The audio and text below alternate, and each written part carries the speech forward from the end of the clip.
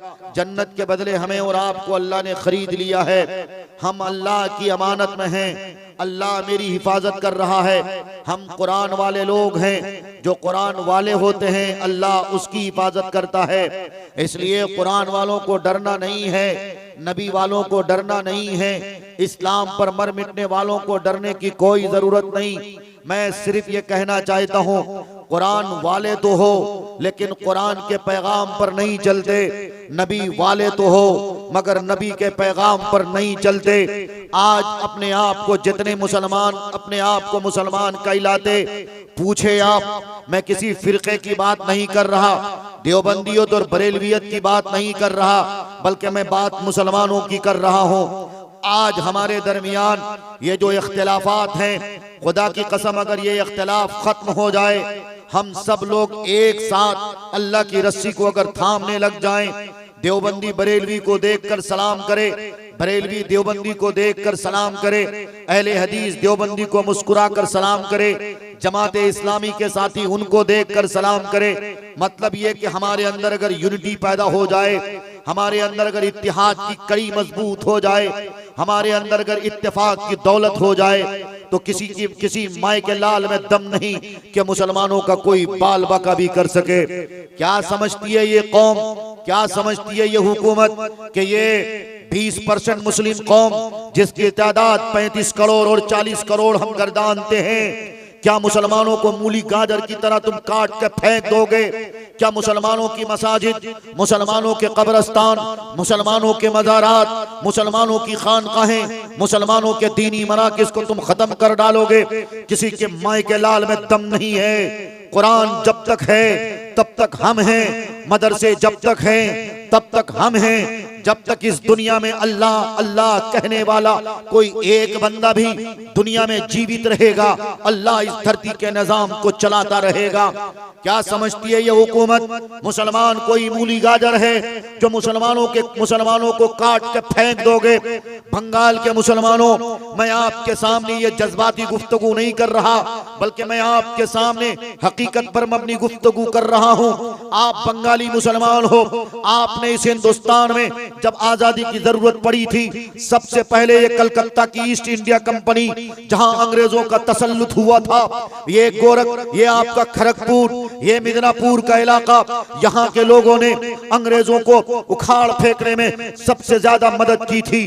बंगाल से इंशाअल्लाह इनकलाब का नारा बुलंद होगा, बंगाल फिर से एक बार आजादी के नारे लगाएगा, बंगाल फिर से एक बार इस वतन में जिस तरह हिंदू मुस्लिम भाईचारगी थी, आपसी मोहब्बत थे, आपसी उखुवतदारी थी, जिस तरह गंगा जमनी तहजीब थी, एक ही थाली में हिंदू, एक ही थाली में मुसलमान खाते थे, कोई भेदभाव नहीं था, कोई आपस के रिश्ते खट्टे मिट्टे नहीं थे, सब एक साथ रहते थे। हमारी यूनिटी, हमारी सभ्यता, हमारी संस्कृति, हमारी तहजीब की दुनिया मिसाल दिया करती थी। अगर कोई माए का लाल आकर हमारी तहजीब को मिटाना चाहे, हमारी संस्कृति को खत्म करना चाहे, हमारी एकता अखंडता को, हमारे सभ्यता को मिटाना चाहे, नहीं मिटा सकता। बंगाल के मुसलमानों ने ठान लिया है, इंशाअल्लाह हम मोहब्बत की दीवार खड़ी करने वाले लोग हैं। हम नफरत के साथ कल भी नहीं थे, आज भी नहीं है, कल भी नहीं रहेंगे। मेरे नबी ने हमें मोहब्बत का संदेश दिया। मेरे नबी ने, अगर आपका पड़ोसी यहूदी क्यों न हो, वो यहूदी जो यहूदी आपकी शरीयत का दुश्मन, आपके कुरान का दुश्मन, वो यहूदी जो आपके नबी की नबुव्वत का दुश्मन, आप अलैहिस्सलाम ने उसके बावजूद यहूदी से भी मोहब्बत करने का संदेश दिया। हिंदू भाइयों, मैं आपसे कभी नफरत नहीं किया हूँ, न कभी नफरत करूंगा।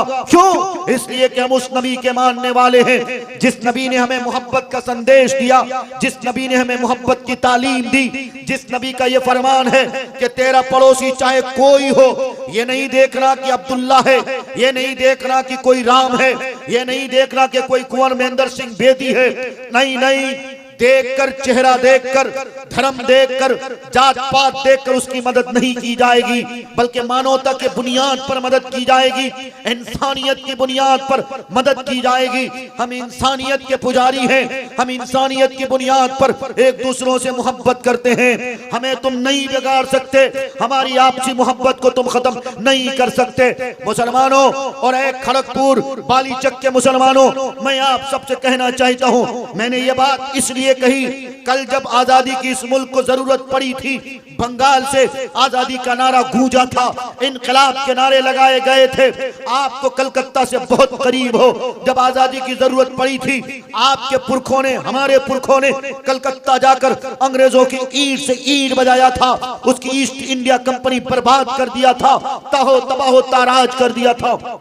आज अगर फिर अंग्रेजों का कोई नापाक गुलाम इस मुल्क को गुलाम करना चाहता है, हम हिंदू मुस्लिमों को एक साथ मिलकर इस मुल्क को आजाद करना है। यहाँ की संस्कृति को हमें आपस में मिलकर मजबूत करना है और इसे बचाए रखना है। इसके लिए आप सब तैयार हो ना इंशाअल्लाह? बेशक बेशक। नाराए तकबीर, नाराए तकबीर। मौलाना मुफ्ती फारूक राही साहेब। बुजुर्गों याद रखिए, आप, मैं हालात के तनाजुर पे आपसे गुफ्तगू कर रहा हूँ, सिर्फ इसलिए कर रहा हूँ, आज इस तरह के कानून बनाए जा रहे हैं ना, कोई हमारे कुरान पर उंगली उठा रहा, कोई हमारी शरीयत पे डाका डालने की बात कर रहा। ये मदरसे चल रहे हैं ना, मदरसे कितनी रौनक है, ये मदरसे, आज इस मदरसे का जलसा हो रहा, बच्चों के सरों पे दस्तार बांधी जाएगी, देखो कितनी रौनक है। सारे लोग मदरसे आते हो, मदरसे बैठकर नाश्ता करते हो, बिरयानी खाते हो, आप ही चंदा देते हो, आप ही इस मदरसे को चलाते हो, लेकिन ये रौनक है कि नहीं है, ये खूबसूरती है कि नहीं है? बेशक। लेकिन अगर मुल्क के कुछ लोग, आस्तीनों के कुछ सांप हमारे मदरसों पर अगर बिल्डोजर चलाना चाहे, हमारी मस्जिद जहां मेरे दिल को सुकून मिलता, जहां हमारे कल्ब को ठंडक मिलती है, अगर हमारी मस्जिद पर कोई बिल्डोजर चलाने की बात करे, हमारे मज़ारात जहां अल्लाह वाले लेटे हुए हैं, ख्वाजाए ख्वाजगान ख्वाजा मोइनुद्दीन चिश्ती अलैहिर्रहमा अजमेरी लेटे हुए अजमेर में, अजमेर के मज़ार पर इनको पता नहीं कौन सा भगवान दिख गया। कभी अजमेर को ये, कभी अजमेर पर ये बिल्डोजर चलाने की बात करते, तो कभी वारिस पिया के मज़ार पर बिल्डोजर चलाने की बात करते, तो कभी बख्तियार काकी अलैहिर्रहमा के मज़ार पर ये बिल्डोजर चलाने की बात करते, तो कभी हजरत निजामुद्दीन औलिया रहमतुल्लाह अलैह के मज़ार पर ये बिल्डोजर चलाने की बात करते हैं। नहीं कर सकते, ये अल्लाह वाले हमारे रूहानी वारिस हैं, इन्होंने हमें जिंदगी गुजारने के ज़ाब्ते बताए हैं। अल्लाह इन नेक बंदों के सदक़े हमारी जिंदगी को बेहतर कर रहा है। इन नेक बंदों को तुम मत सताओ, इनकी कब्र पर अगर कतई तुम्हारी गंदी नजर पड़ेगी, इन अल्लाह वालों के सदक़े तुम तबाह ताराज हो जाओगे, तुम बर्बाद होके रह जाओगे। हमारे कब्रस्तानों पे तुम नजर डालते हो, कहते हो कि ये वक्फ की संपत्ति, ये दरअसल हुकूमत की संपत्ति है। नहीं, अगर ये हुकूमत की संपत्ति होती तो बोलो हमारे पुरखों ने कितनी जमीनें वक्फ करी हैं। हिंदुस्तान में वक्फ की जायदाद में सबसे ज्यादा मुसलमानों की संपत्ति है, सबसे ज्यादा मुसलमानों की जमीन है। सुभान अल्लाह, सुभान अल्लाह। हम कभी नहीं कहते हैं कि हिंदुओं के पास इतनी जमीन है, सिखों के पास इतनी जमीनें क्यों हैं, ईसाइयों के पास इतनी जमीनें क्यों हैं। वो उनका मसला है, वो उनका धर्म है, आपका धर्म आपको मुबारक हो, लेकिन मेरे धर्म पर अगर आप टिप्पणी करोगे, मेरे मजहब पर अगर आप टिप्पणी करोगे, मेरी शरीयत पर अगर आप उंगली डालोगे, हम इसे स्वीकार नहीं कर सकते, हम इसे बर्दाश्त नहीं कर सकते। हमारी मस्जिद जाएगी उससे पहले हम चले जाएंगे, हमारे मदरसे जाएंगे उससे पहले हम चले जाएंगे। हम मदरसों के बगैर इस दुनिया में जिंदा नहीं रह सकते, हम मस्जिद के बगैर इस दुनिया में जिंदा नहीं रह सकते, हम कब्रिस्तान के बगैर इस दुनिया में जिंदा नहीं रह सकते। सुन ले हुकूमत के बहुत बड़े गद्दी में बैठने वालों, सुनो, आप अगर समझते हो कि मुसलमानों की मस्जिदें छीन लेंगे, मुसलमानों के कब्रिस्तान छीन लेंगे, मुसलमानों की खानकाएं छीन लेंगे, मुसलमानों के मसाजिद पर हम बिल्डोजर चलाएंगे, तुम नहीं चला सकते। मुसलमानों को कमजोर मत समझो, मुसलमानों मुसलमानों की तारीख बड़ी अजीब तारीख है। जब जंग बद्र में मेरी तादाद सिर्फ 313 की थी, एक तरफ लाखों का मजमा था, क्या हुआ था, तारीख किसकी हुई थी? तुम हमारी तारीख नहीं पढ़े हो, इसलिए मुसलमानों को बुज़दिल न समझो, मुसलमानों को कमजोर न समझो। मुसलमान तो हिंदू मुस्लिम भाईचारगी के ख्याल रखते हुए इस मुल्क में दंगा नहीं, इस मुल्क में अमन चाहते हैं, इस मुल्क में मोहब्बत चाहते हैं। यही वजह है कि मुसलमान आज खामोश बैठा है। मेरी खामोशी को अगर मेरी बुज़दिली समझी गई तो यह बहुत गलत होगा, बहुत गलत होगा। हम लोग अमन पसंद लोग हैं, हम इस मुल्क के संविधान को मानते हैं और कायदे से मानते हैं। बाबा साहब भीमराव अंबेडकर ने कितना खूबसूरत संविधान लिखा। अगर इतना खूबसूरत संविधान न लिखा जाता तो बोलो, क्या मुसलमानों के पास ऑप्शन नहीं था? क्या मुसलमान पाकिस्तान नहीं जा सकते थे?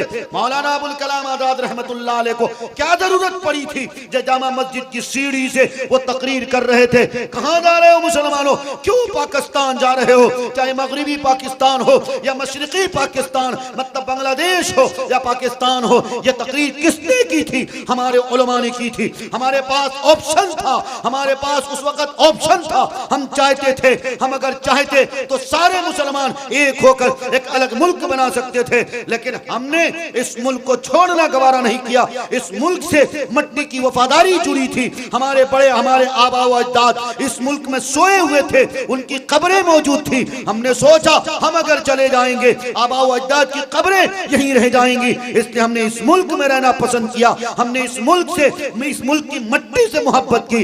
यही वजह है कि कल तक जब मुस्लिम हुक्मरान थे, कोई इमाम कलाल नहीं बता सकता कि किसी के मंदिर पर हमला हुआ हो, किसी के गिरजाघर पर हमला हुआ हो, किसी के गुरुद्वारे पर हमला हुआ हो। मुसलमान ये कभी नहीं कर सकते, कभी नहीं कर सकते। आज भी अगर कोई टोपी कुर्ता पहनकर, अगर कोई लड़की बुर्का पहनकर किसी मंदिर पर हमला करती है या कोई करते हैं, तो याद रखो ये इस्लाम को बदनाम करने की एक खुली साजिश है। मुसलमान कभी ऐसा नहीं कर सकता।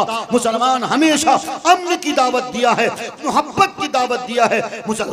मुसलमानों के रगो रेशे में मोहब्बत बसी हुई है, इसलिए मुसलमान न कभी नफरत किया था और न सुबह क़यामत कभी कर सकता है। मुसलमान हमेशा मोहब्बत मोहब्बत मोहब्बत चिल्लाता है और इंशाअल्लाह चिल्लाता रहेगा इंशाअल्लाह।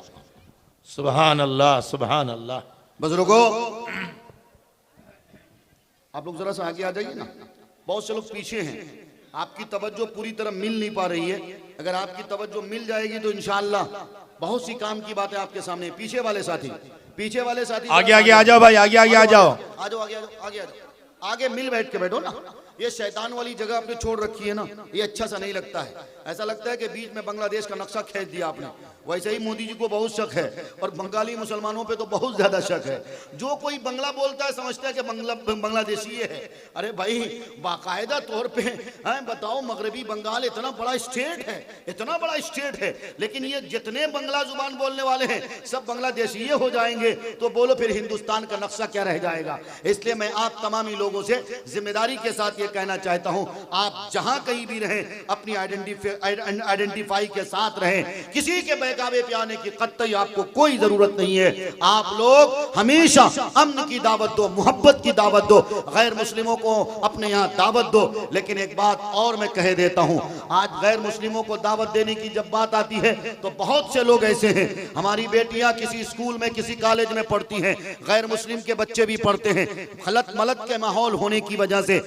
आज एक बात और भी है, वो यही है कि बहुत सी बच्चियां, बहुत से बच्चे, हमारे बच्चियां खासकर गैर मुस्लिमों के धर्म को अख्तियार कर रही हैं। ये मोहब्बत का बाकायदा तौर पे लॉलीपॉप दिया जाता है, जिसकी वजह से बेटियां धीरे धीरे इर्तिदाद की आंधी के शिकार हो रही हैं। और इसमें 3-4 दरवाजे हैं। अगर गार्जियंस ने मेरी बात की तरफ तवज्जो रखी और मेरी बात को कायदे से सुन लिया और उस पर अमल करने की कोशिश की, तो मैं दावे के साथ कहता हूं, फातिमा नाम रखने वाली लड़की और उसके बाप को रोना नहीं पड़ेगा, उस लड़की को रोना नहीं पड़ेगा।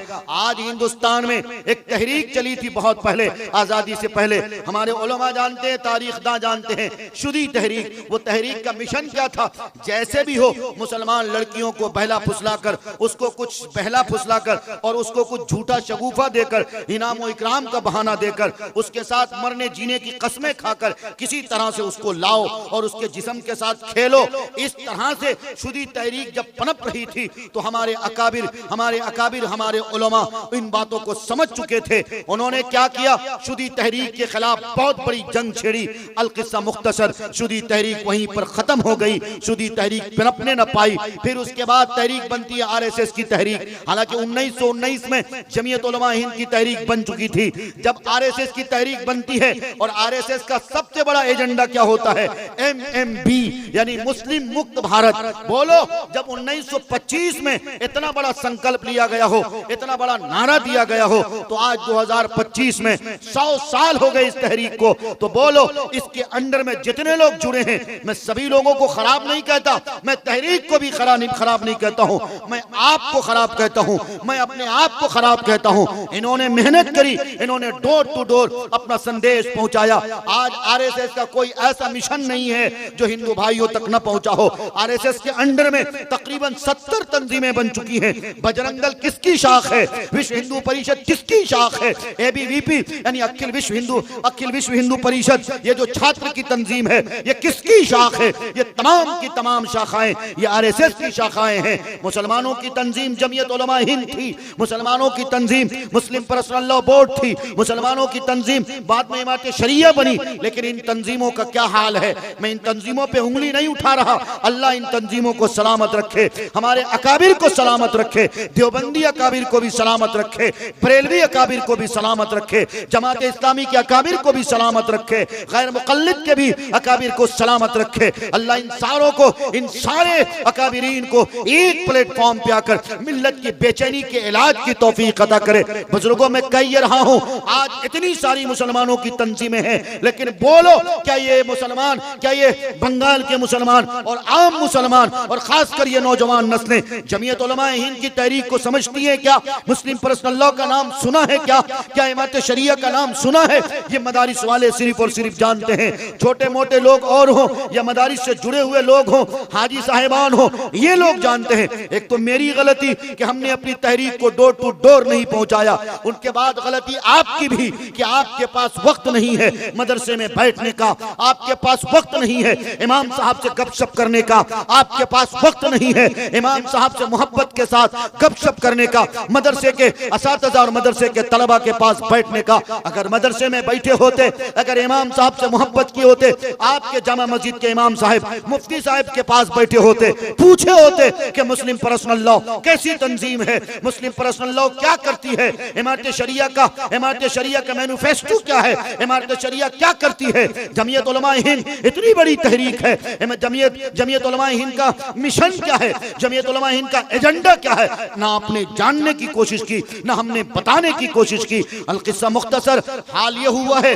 कि आज जमीयत उलमा हिंद चीख रही है, आज मुस्लिम पर्सनल लॉ की तरफ से आवाजें लगाई जा रही हैं, आज इमारत की तरफ से आवाजें लगाई जा रही हैं, लेकिन कोई सुनने को तैयार नहीं। हद तो ये हो गई, इमारत शरिया वाले, मुस्लिम पर्सनल लॉ वाले या जमीयत उलमा हिंद वाले अगर आवाज भी लगाते हैं, देवबंदी की तरफ से आवाज लगाई जाती, बरेलवी भाई नहीं आते, बरेलवी भाई की तरफ से आवाज लगाई जाती, तबलीगी जमात के साथी नहीं आते, तबलीगी जमात को दावत दी जाती, वो मौलवियों के पास नहीं बैठता। हुआ यही है, बरेलवी अलग हो गए, देवबंदी अलग हो गए, जमात इस्लामी अलग हो गए, गैर मुक़ल्लिद अलग हो गए। जब इतने सारे फिरके होंगे, जब इतनी जगह लोग बटे हुए होंगे, तो बोलो, जिस तरह से हमारे गले में एक माला हो, एक मोती का हार हो और मोती के दाने को अगर टुकड़ों में बांट दिया जाए तो किसी गले का हार नहीं बन सकता। ऐसे ही उम्मत की मिसाल है, ऐसे ही मुस्लिम कौम की मिसाल है। आज मुस्लिम कौम देवबंदियत में बटी है, बरेलवियत में बटी है,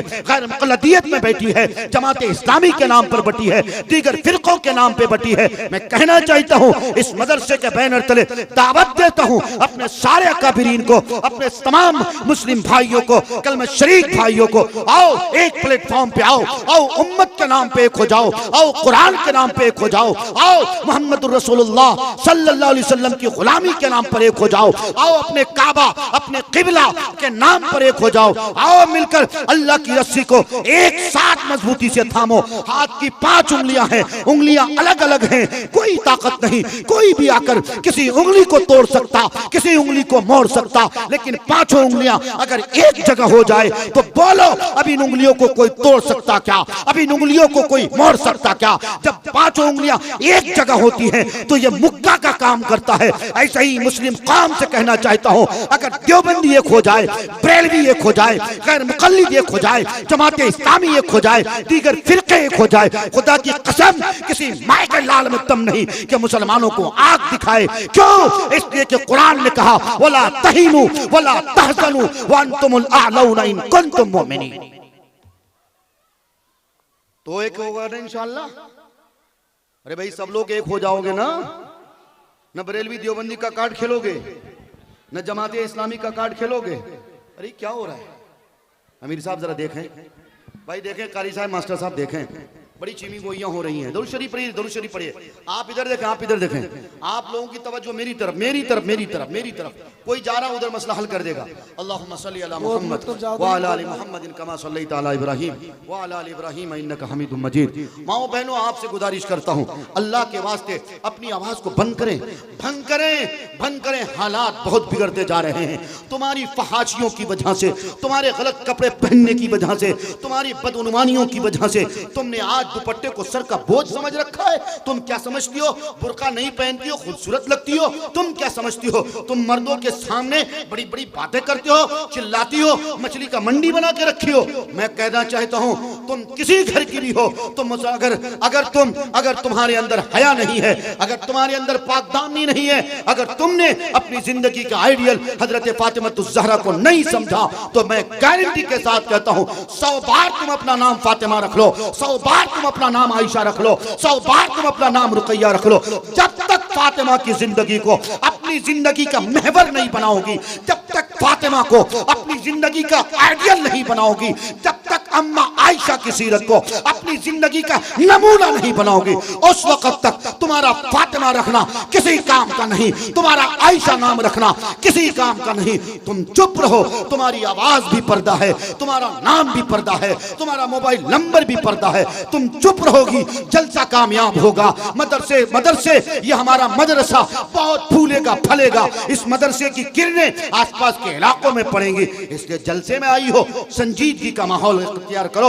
अगर नहीं करोगी तो आप यकीनन घर को जा सकती हो, लेकिन अल्लाह के वास्ते आपकी आवाज नहीं आनी चाहिए।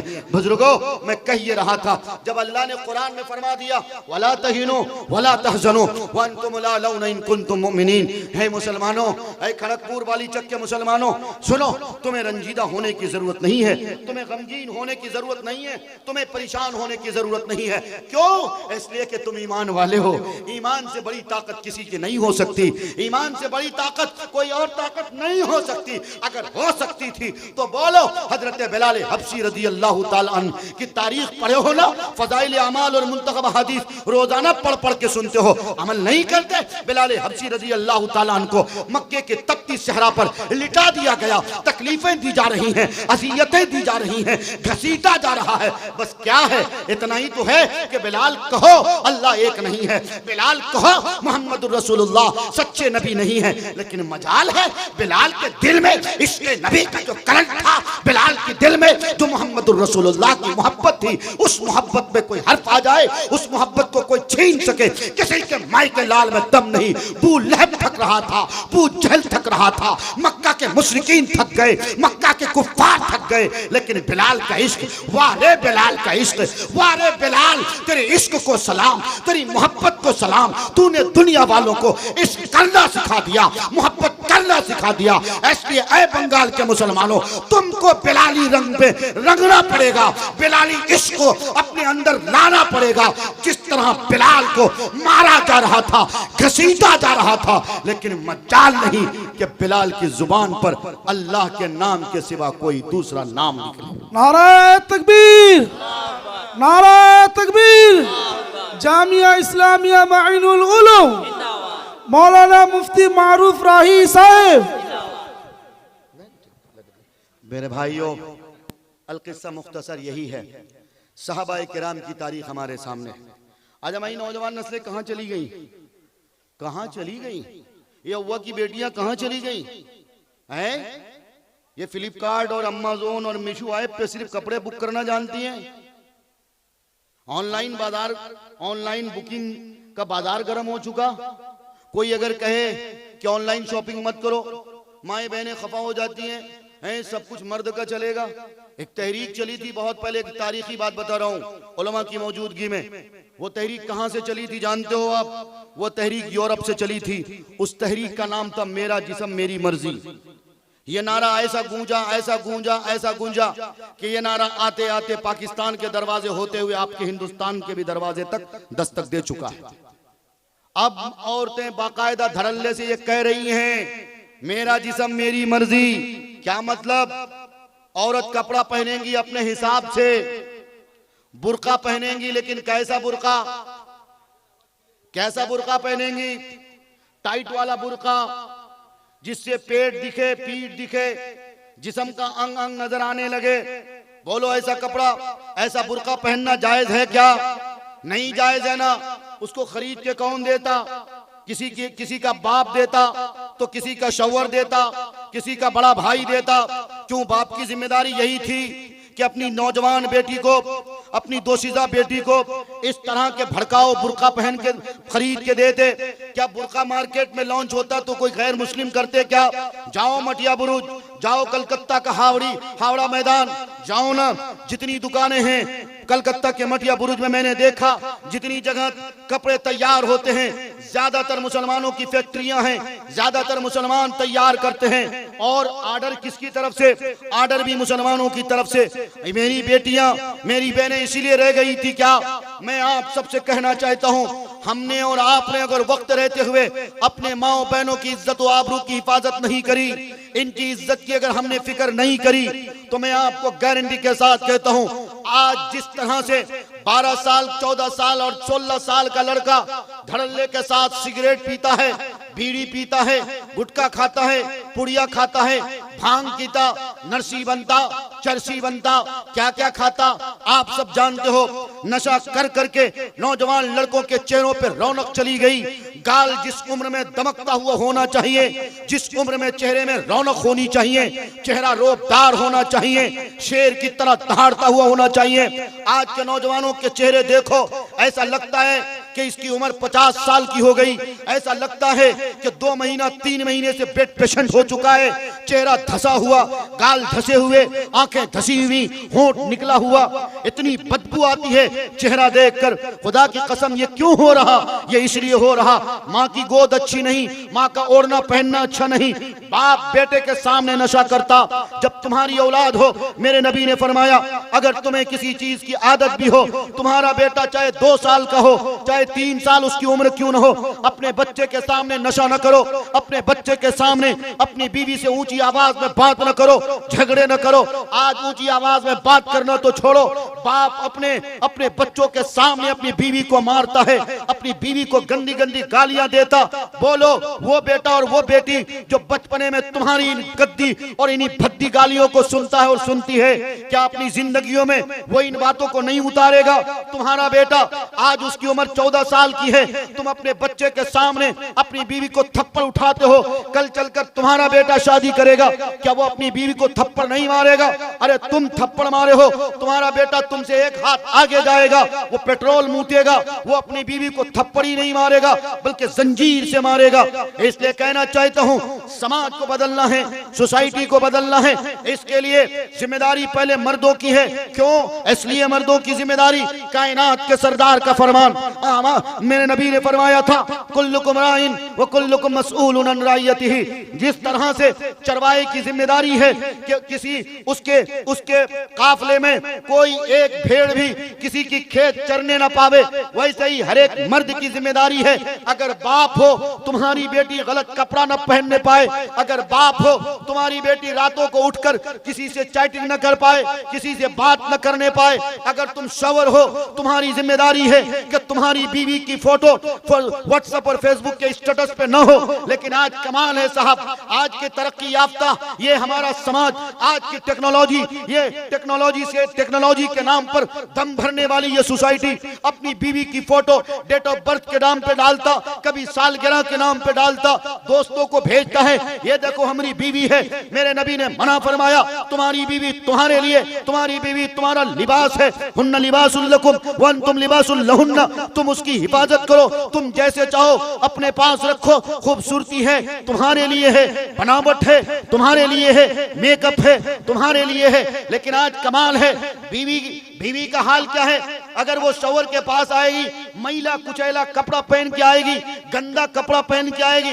आज अगर किसी बहन को कह दो बहन शौहर के पास जा रही हो, जरा मेकअप करके जाओ, अच्छे कपड़े पहन के जाओ, खुशबू लगा के जाओ, कह अरे क्या कहते हो मौलवी साहब, रोजाना उसी शौहर के पास रहना। इनको नहीं पता आमिना के लाल का क्या फरमान, इनको नहीं पता अब्दुल्ला के नूरे नजर का क्या फरमान। आप अलैहिस्सलाम ने फरमाया जो बीवी अपने शौहर के लिए बनेगी संवरेगी, जो बीवी अपने शौहर के लिए मेकअप करेगी, अपने शौहर के लिए खुशबू लगाएगी, उस बीवी का सोना भी इबादत, उस बीवी का अपने शौहर को खुश करना भी इबादत। लेकिन आज कमाल है, देवर के साथ जाएंगे खुशबू लगाएंगे, बहनोई के साथ जाएंगे खुशबू लगाएंगे, लेकिन अगर कहीं खुशबू नहीं लगाएंगे तो अपने शौहर के पास नहीं लगाएंगे। मौलवी अगर ये बात करता है तो आपको बात समझ नहीं आती।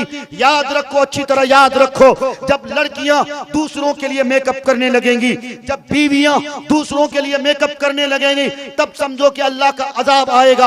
आज यही हो रहा है, आज यही हो रहा है। आज मेरी माए बहनें किसी भी शादी के फंक्शन में जाती हैं, कैसा कपड़ा पहनती हैं? वो बुटीक वाला कपड़ा पहनती हैं, वो नेट वाला कपड़ा पहनती हैं। 4 किलो 5 किलो नीचे की तरफ से बाकायदा शरारा गरारा और कौन सा मस्ताना और डगराना और कौन कौन सा लिबास मार्केट में लॉन्च हो चुका है, इस तरह से उठा के पहनती हैं। एक वो सहेली को रखती हैं, उठा के रखो, और चूड़ी भी मेकअप वाला, और उसके बाद सैंडल भी उसी तरह की होनी चाहिए। इसको ला के कौन देता है? मर्द ला के देते हैं। इसलिए सबसे पहली कुटाई मर्द की होगी, मर्द की जिम्मेदारी है अपनी बीवी को बेहतर कपड़ा ला के दो। आज तुम कहते हो अल्लाह की मदद नहीं आती, आज तुम कहते हो मोदी जी हमारी मस्जिद छीन रहे, आज तुम कहते हो मोदी जी हमारे कब्रिस्तानों पे हमला कर रहे, आज तुम कहते हो मोदी जी हमारे मज़ारात पर बिल्डोजर चला रहे। घबराओ नहीं, अभी मज़ार पे बिल्डोजर चल रहा, अभी तुम्हारी मस्जिद को छीनने की बातचीत चल रही। तुम अगर इसी तरह बिगड़ते चले गए, तुम्हारी माएँ तुम्हारी बहनें अगर इसी तरह इज्जत का सौदा करती रही, तुम्हारी माँ और तुम्हारी बहनों ने इसी तरह से अगर दुपट्टे को सर का बोझ समझती रही, अगर तुम्हारी माएँ बहनें इसी तरह अपनी आंख को बेहया करती रही, काजल लगाकर नौजवान लड़कों से मुलाकात करती रही, तालीम और एजुकेशन के नाम पे इंटर और बीएड और डीएलएड और ग्रेजुएशन और पोस्ट ग्रेजुएशन के नाम पे नौजवान लड़कों के साथ होटल में अगर मुलाकात करती रही, तो फिर याद रखो अल्लाह का अज़ाब अनकरीब आने वाला है। और मैं कहना चाहता हूँ आज सारे लोग परेशान हैं। बाप मौलवी से शिकायत करता, माँ मौलवी से शिकायत करती, फलनवा मौलवी साहब कोई ताबीज दे दीजिए, मुफ्ती साहब कोई ताबीज दे दीजिए। क्या करोगे ताबीज लेकर? कहता है मेरा बेटा मेरी बात नहीं मान रहा, मेरी बिटिया मेरी बात नहीं मान रही। अरे क्यों मानेगा तुम्हारी बात? घबराओ नहीं, अभी तुम्हारी बात नहीं मान रहा। जब उस बेटे की शादी हो जाएगी ना, तुम्हें धक्के मार के वो तुम्हारा बेटा निकालेगा। क्यों? इसलिए कि जब बेटे के परवरिश का वक्त था, जब तुम्हारे पेट में तुम्हारा बेटा पल रहा था, तुम्हारे पेट में तुम्हारी बेटी पल रही थी, तुमने बुजुर्गाने दीन की तारीख न पढ़ी, तुमने अपने औलिया की तारीख न पढ़ी, तुमने सहाबा की तारीख न पढ़ी, तुमने नबियों की तारीख न पढ़ी। नबी अलैहिस्सलातु वस्सलाम की अम्मा हजरत आमिना खुद फरमाती हैं कि जब से मेरे पेट में बच्चा आया है, उस वक्त से लेकर जब तक ये बच्चा इस दुनिया में आंख न खोल लिया, उस वक्त तक न मैं किसी की गीबत करती, न मैं किसी की गीबत की बात को सुनती। हद तो ये हो गई कि मैं अगर किसी जगह जाती थी, जहां जाती थी वहां लोगों को खुशबू फैल जाती थी। तारीख लिखने वाले लिखते हैं, हजरत आमना फरमाती हैं अगर मैं कहीं किसी कुएं में अगर बाल्टेन डालती थी, पानी खुद ब खुद ऊपर आ जाता था, पानी भी इस्तकबाल करने के लिए आ जाता था। यही वजह है एक बार हजरत अब्दुल मुत्तलिब कहने लगे, हजरत अब्दुल मुत्तलिब ने अपनी बहू से कहा, बहू मुझे ये बताओ तुम्हारे शौहर का इंतकाल हो गया, तुम इस हालत में हो कि माँ बनने वाली हो, तुम कहाँ से इतनी महंगी खुशबू लाती हो, तुम क्यों इस तरह की खुशबू लाती हो? हजरत आमना परेशान हो जाती थी, बेचारी रोने लगती थी, या अल्लाह मैं तो भला खुशबू लगाती नहीं, मैं तो घर से बाहर निकलती ही नहीं, मैं तो किसी से बातचीत करती ही नहीं, ये लोग मुझ पे इल्जाम लगा रहे हैं, ये लोग क्या कह रहे हैं? हजरत अब्दुल मुत्तलिब को क्या पता था, खुद हजरत आमिना को क्या पता था कि आमिना तेरे पेट में जो बच्चा पल रहा है वो ऐसा वैसा नहीं है, बल्कि वो कायनात का सरदार पल रहा है, वो गरीबों का मसीहा पल रहा है, वो बेटियों की जिंदगियों की हिफाजत का जामिन पल रहा है। आमिना तुम्हारे पेट में जो बच्चा पल रहा है वो बच्चा ऐसा बच्चा है जो पूरी दुनिया इंसानियत के लिए रुश्द व हिदायत के संदेश लेके आ रहे हैं। हजरत आमना फरमाती हैं,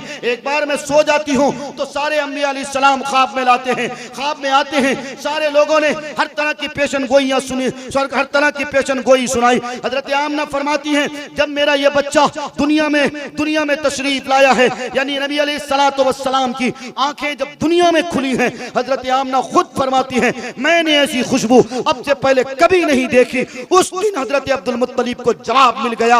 आमिना खुशबू नहीं लगाती थी, बल्कि आमिना के पेट में जो बच्चा पल रहा था वो इतना खुशबूदार था, वो इतना खुशबूदार था, बच्चा पेट में था, माँ के जिस्म के अंग अंग से खुशबू निकलती थी। सुभान अल्लाह, सुभान अल्लाह। तो बोलो, वो तो एक माँ थी ना, तो औरत का मकाम और मर्तबा कितना बड़ा है। और सुनोगे, एक पीर का नाम सुने हो, ख्वाजगान ख्वाजा मोइनुद्दीन चिश्ती अजमेरी अलैहि रहमा, इतने बड़े अल्लाह वाले, उनको लक़ब क्या मिला? सुल्तानुल हिंद, यानी हिंदुस्तान के बादशाह, ये लक़ब उनको मिला था। हजरत ख्वाजा मोइनुद्दीन चिश्ती अलैहि रहमा की तारीख है। हजरत ख्वाजा मोइनुद्दीन चिश्ती अलैहि रहमा के घर एक शख्स आया, एक शख्स ने दावत दी। कहा मैं दावत नहीं जाती हूँ। कहा कि अगर दावत नहीं जाती है तो मेरे ये हदिया कबूल कर लीजिए। हजरत ख्वाजा मोइनुद्दीन चिश्ती अलैहि रहमा की वालिदा ने कहा ठीक है, हदिया दे सकते हो। हजरत ख्वाजा मोइनुद्दीन चिश्ती अलैहि रहमा के पेट में उस वक्त ख्वाजा मोइनुद्दीन चिश्ती पल रहे थे। हजरत आमिना लुकमा लेने के लिए हजरत ख्वाजा मोइनुद्दीन चिश्ती अलैहि रहमा की वालिदा जो ही अपने हाथ को लुकमे की तरफ बढ़ा रही थी, गोया ऑटोमेटिकली उनका हाथ रुक गया। और वो हाथ इसलिए रुका, उनके दिल में ये बात पैदा हो गई कि ये खाना जो दिया गया है इसमें 99 रुपए अगर हलाल के हैं, 1 रुपए हराम का है। अगर ये हलाल का लुकमा अपने पेट में डालूंगी तो मेरे पेट में जो बच्चा पल रहा है उस बच्चे पर हराम का असर आ जाएगा। आज की माएं अल्लाह अल्लाह खैर, इतना तमीज करती हैं क्या कोई समाज में ख्वाजा मोइनुद्दीन चिश्ती पैदा नहीं हो सकता? अरे नबूवत का दरवाजा बंद हो गया, सहाबा कोई नहीं पैदा हो सकते क्या? कोई वली और कुतुब नहीं पैदा हो सकते क्या? हर सदी में अल्लाह वाले पैदा हुए हैं, होते रहेंगे। आज भी ख्वाजा मोइनुद्दीन चिश्ती जैसा बच्चा पैदा हो सकता है। आज भी हजरत साबिर कलियरी अलैहि रहमा जैसा बच्चा पैदा हो सकता है। आज भी हजरत वारिस अलैहि रहमा जैसा बच्चा पैदा हो सकता है। आज भी हजरत निजामुद्दीन औलिया अलैहि रहमा जैसा बच्चा पैदा हो सकता है। आज भी हजरत कासिम नानोतवी अलैहि रहमा जैसा बच्चा पैदा हो सकता है। आज भी पीराने पीर अब्दुल कादिर जैसा बच्चा पैदा हो सकता है। लेकिन उसके लिए शर्त है, जैसे अजीम माएं उनकी थी, जैसी माएं उनकी थी, वो किसी की तरफ देखती नहीं थी, वो अपनी आंखों में काजल नहीं लगाती थी, वो अपनी आंखों में इस तरह की चीजें नहीं लगाती थी कि दूसरा मर्द उसकी तरफ देखने पे मजबूर हो जाए। वो खुशबू नहीं लगाती थी कि दूसरा मर्द उसकी तरफ देखे। वो ऐसा पायल नहीं पहनती थी जिसमें झनर झनर की आवाज आए। वो इस तरह के कपड़े नहीं पहनती थी जिसके पहनने के बाद दूसरा मर्द उसकी तरफ देखे, बल्कि वो अपनी आंखों को झुका के चलती थी। और सुनो, एक बड़े अल्लाह वाले का नाम है हजरत अली मियां रहमतुल्लाह अलैह, मुफक्किर इस्लाम इनका खिताब है। हजरत अली मियां अलैहि रहमा की वालिदा माजदा का एक वाकया है। हजरत अली मियां रहमतुल्लाह अलैह एक मर्तबा लखनऊ के एक मीटिंग में थे। बड़े बड़े अल्लाह वालों की मीटिंग थी, अल्लाह वालों की मजलिस थी। घर पहुंचने में जरा ताखीर हुई। हजरत अली मियां अलैहि रहमा की वालिदा ने कहा, बेटा कहां थे, इतनी ताखीर क्यों हो गई? तो हजरत अली मियां अलैहि रहमा ने कहा, अम्मी जान आज ऐसा है, लखनऊ में एक मीटिंग थी, आने में ताखीर हुई। दरअसल वजह यह थी, इसलिए ताखीर हुई।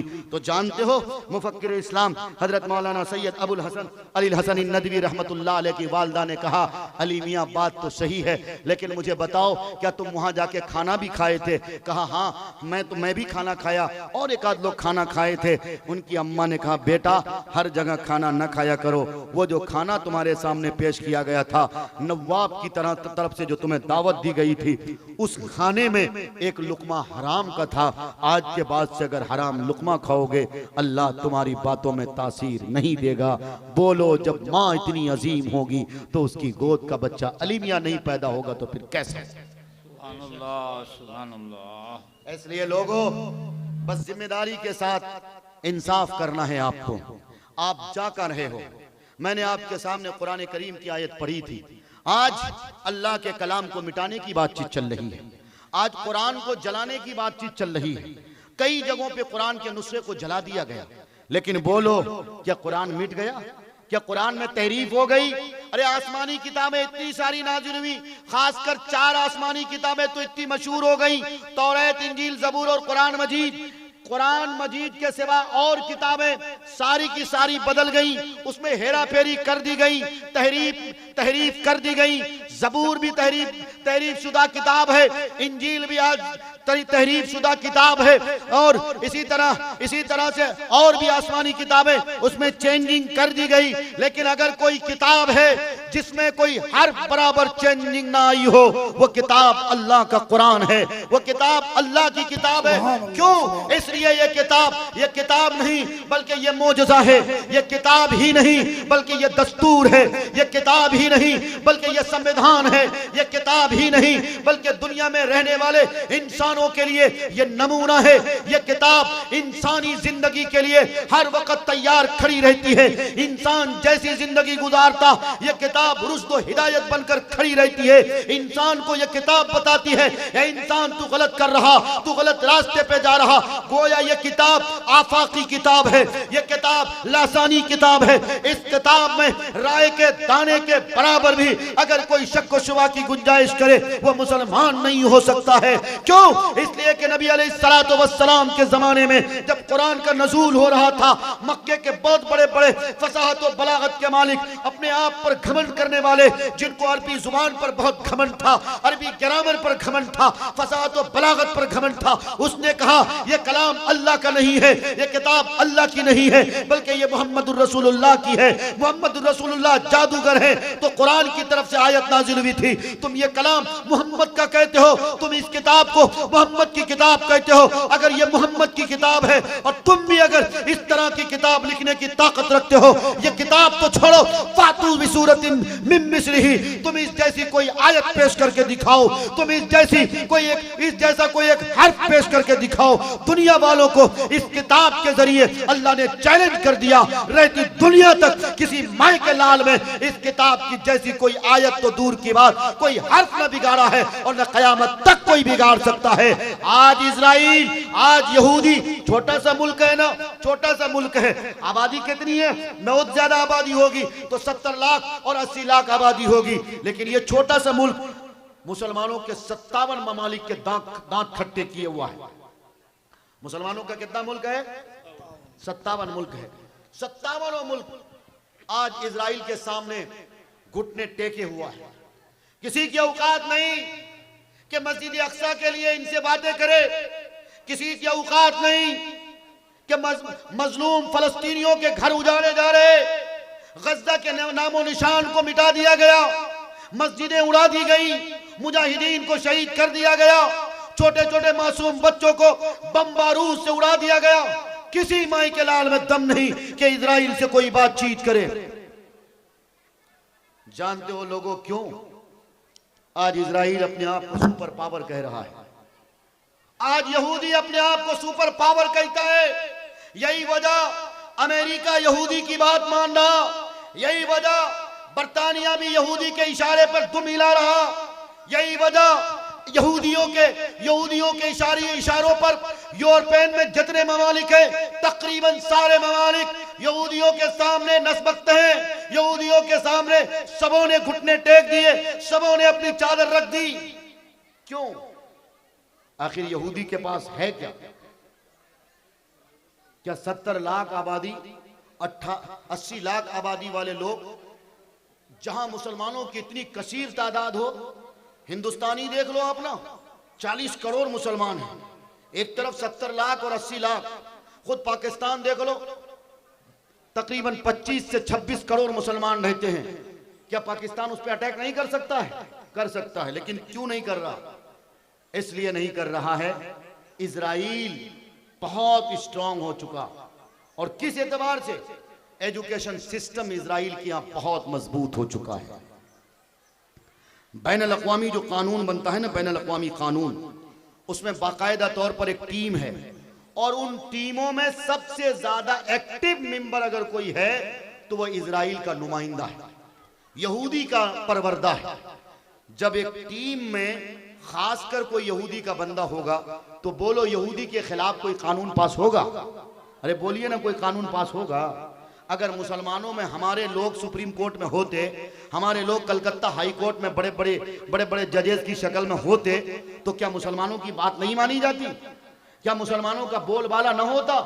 अरे जो समझ में आ रहा है सुप्रीम कोर्ट कर रहा, हाई कोर्ट कर रहा, हम और आप क्या कर सकते हैं? हम और आप कुछ नहीं कर पा रहे।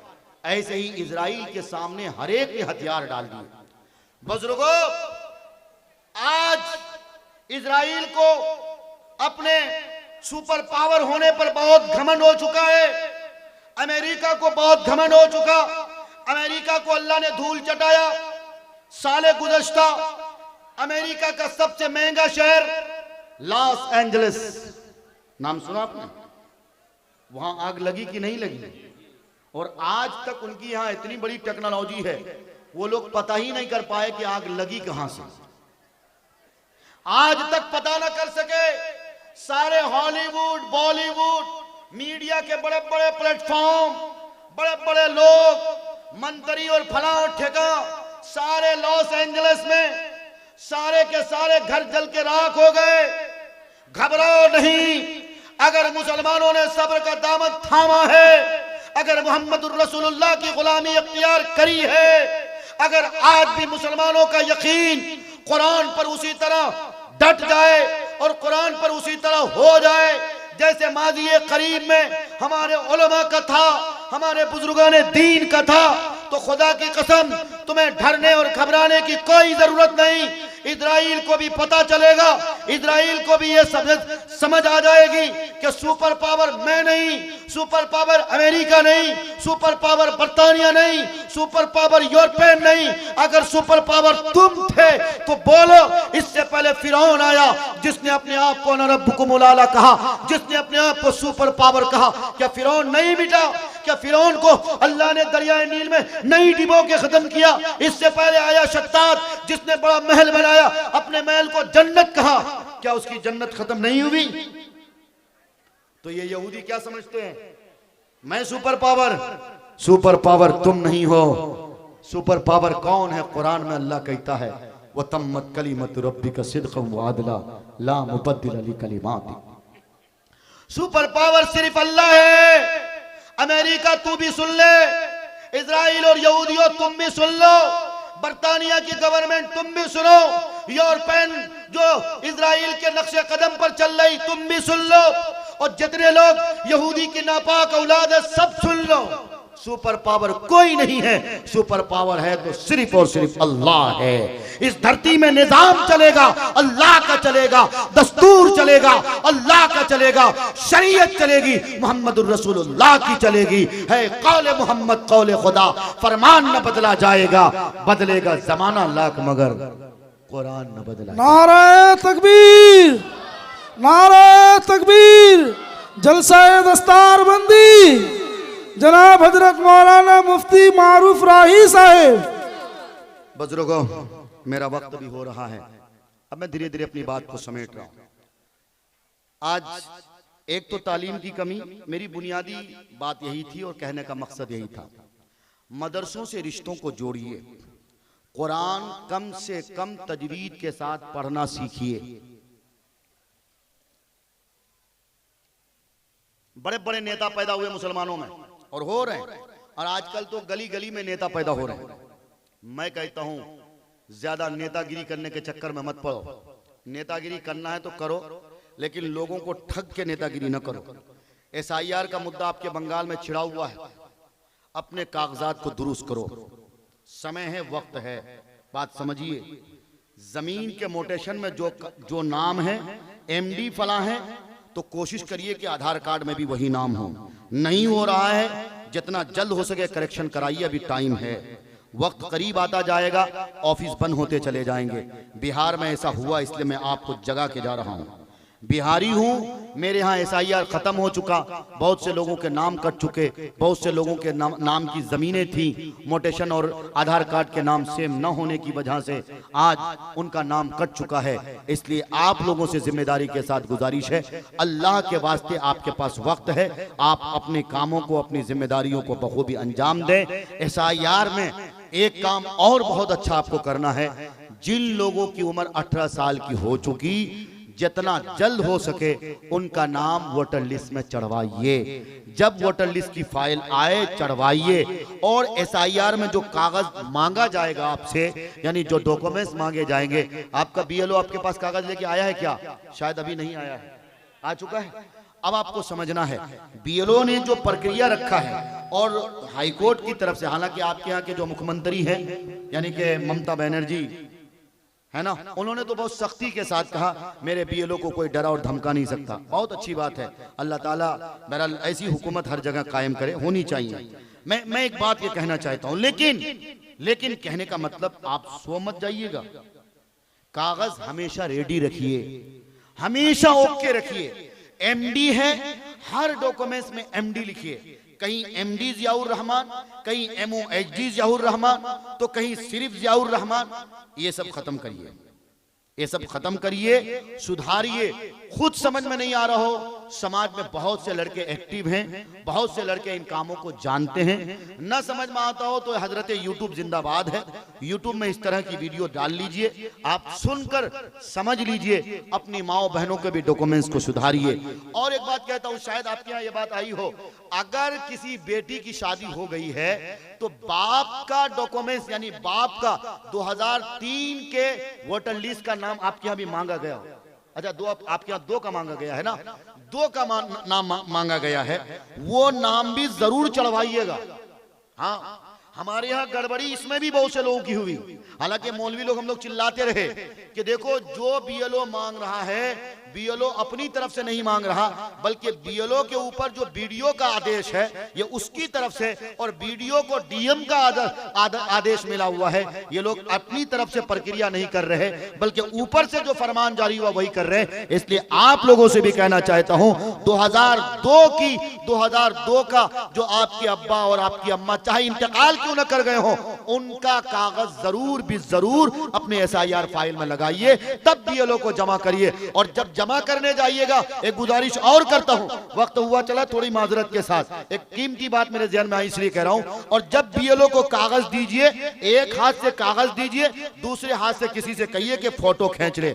अगर फोटो नहीं खींचता तो उसकी फोटो कॉपी कर लीजिए, असल वाली कॉपी उसको दे दीजिए, नकल वाली कॉपी आप रख लीजिए, और उसमें BLO का साइन करवा लीजिए, ताकि कल जब SIR से आपका नाम कटने जाए, अगर BLO कहे तो फलां आदमी अपनी फाइल नहीं दिया था, अपना डॉक्यूमेंट्स नहीं दिया था, तो BLO के मुंह पे जाके मार देना कि BLO साहब झूठ मत बोलिए, ये देखिए मैंने आपको जमा किया था, एक कॉपी आपको दिया था, एक कॉपी अपने पास रखा था। तो इंशाअल्लाह मेरी बात पे अमल करेंगे ना? इंशाअल्लाह करिए। आखिरी बात कहता हूं, हमारे समाज में सूद की लानत सर चढ़ के बोल रही है, खासकर मैं बिहार, बंगाल और ये जो मुर्शिदाबाद का इलाका, कलकत्ता का इलाका, आपके खड़गपुर, इधर बालेसर, जालेसर तक एक लोन का चक्कर बहुत ज्यादा तेजी के साथ फैल रहा। आपके यहाँ भी फैल रहा है ना ग्रुप लोन का चक्कर।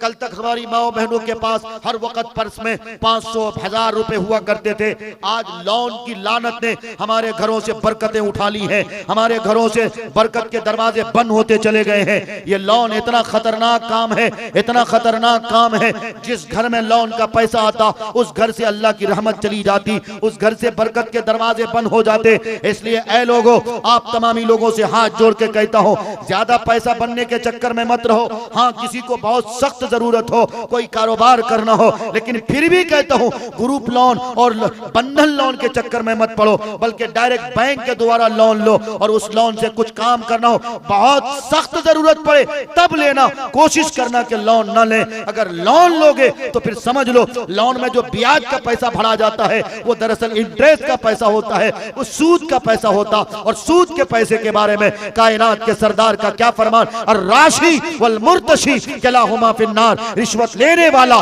रिश्वत देने वाला, दोनों का ठिकाना जहन्नम है। इसलिए आओ हम सब मिलकर अपने समाज को पाक पवित्र समाज बनाएं, अपने समाज से ग्रुप लोन और बंधन लोन को बंद करेंगे सारे लोग ने इंशाअल्लाह।